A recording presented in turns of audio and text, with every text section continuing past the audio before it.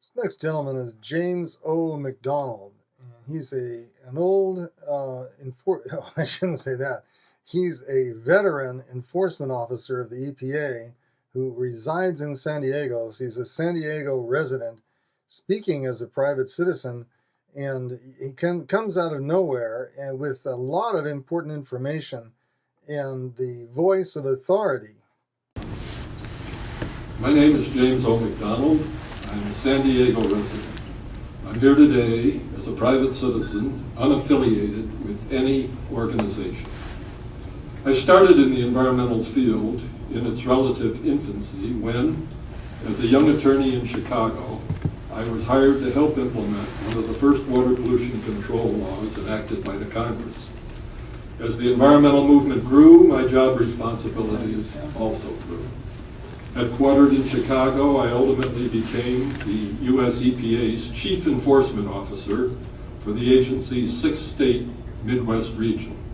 As such, I was charged with overseeing the enforcement of all federal pollution laws, including the NPDES program.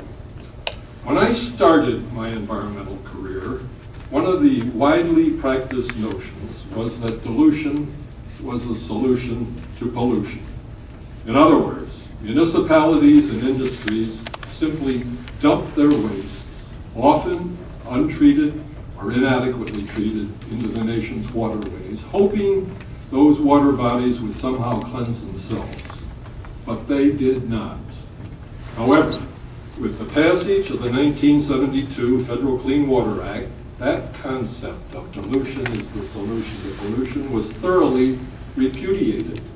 This landmark law had the objective of restoring and maintaining the chemical, physical, and biological integrity of the nation's waters for all beneficial uses.